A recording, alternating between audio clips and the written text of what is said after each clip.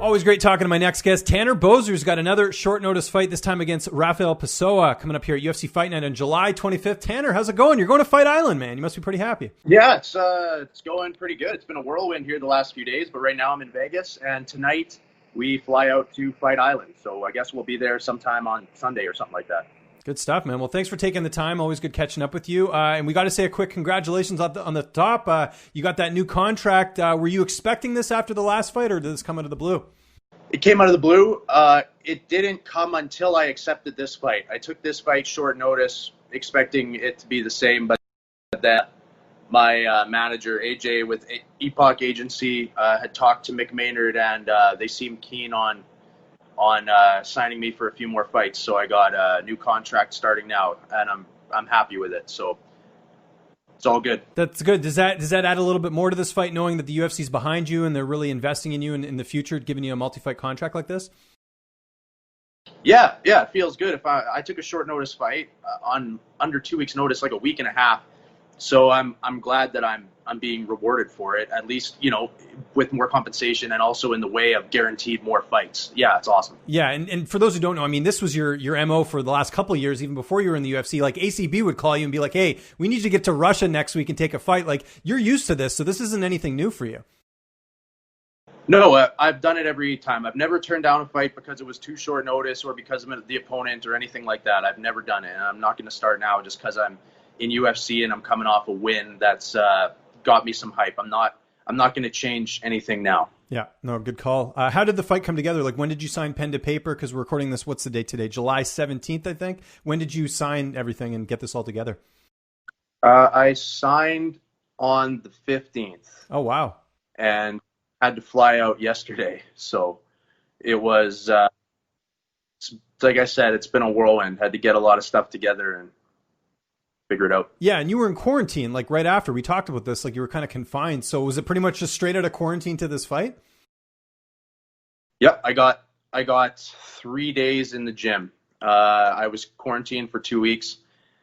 Couldn't leave my apartment. It's not like I could go out and work out in the park or secluded. It was like if I leave my apartment, I can get jail time or huge fines because the Canadian government's just doing such a bang up job of giving people time up.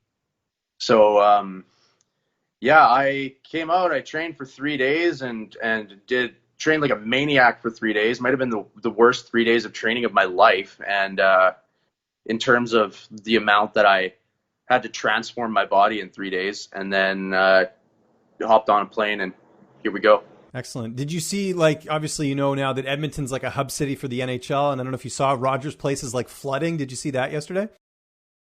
Yeah, I saw that. Yeah, it's crazy. I mean, I'm glad, like, we were here in Vancouver, they were talking about them being like a hub city, but I don't want it here. Like, there's no benefit for us. And I think if anything, you put other people at risk, even with them trying to quarantine everything, where you kind of like, hey, why are you guys coming here? Oh, I don't care about any of that. Okay. At all. Okay. Yeah, actually, I put $100 Oilers to win the Stanley Cup a long time ago because they were such a massive underdog, and I figured they do play a little better on home ice, so I was hoping that we'd be there you go. Okay, well then that works out. That's awesome. You talked about the travel, so you'll arrive on Sunday. Like, how long? 15-hour flight? How long is it going to be for you from Vegas? Yeah, I think it's 15 hours or something like that. 14 or we leave tonight I think we fly out at like 11:30 p.m. So with the time change, we'll be there on Sunday morning or something. So what do you know about your opponent? He's got a 10-1 record. Like I'm sure you and your coaches have kind of assessed him now, but how do you feel about the matchup? Oh, it's a good matchup. He's dangerous, of course. He's a big guy. He throws really hard and wild strikes. He's a striker, but I know he's a jiu-jitsu black belt. He hasn't submitted anyone in a while, but you can't take that away from him. I'm sure he's dangerous on the ground. He doesn't often try and take it there. However, maybe they're going to try and take me there. A lot of people seem to think that that's what they want to do to me. Felipe Lin said he might consider doing that.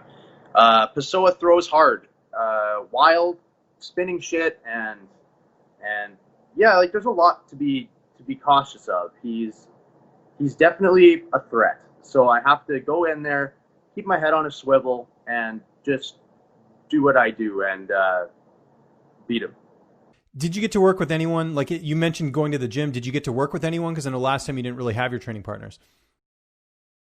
Yeah. For the 3 days, I had KB. I had Chris. I did some grappling with Big Chris, just to feel that like big, strong, force on top of you and stuff like that. And who else did I do? Oh, I sparred with Chris as well. Teddy's here cornering me, but Teddy just got to Edmonton in time to come to the fight. Didn't train with him any, but a lot of that 3 days was just hitting conditioning hard and hitting pads really hard and just like morphing my insides into the way that they were before. Okay. So you feel like you're pretty much at the level you were before just from doing that intense training? I don't know. I'll see.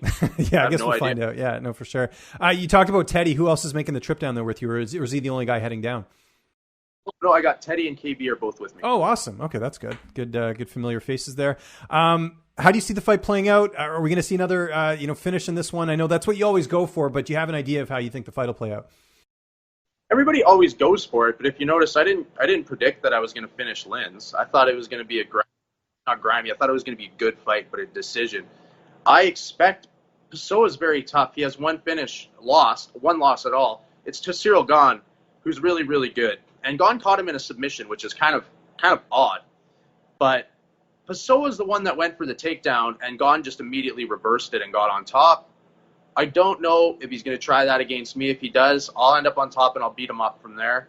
If we stay on the feet, I gotta be careful. But yeah, I'm going to hit him hard. I'm going to predict that Pessoa is a tough guy. I'm going to beat him by decision. Obviously, a quick turnaround for you here. You're coming off the knockout win. I know you're not looking past July 25th there, but I imagine, would you be considered like want to stay on Fight Island and just in case you get another fight in between there, or do you want to go right back home after this?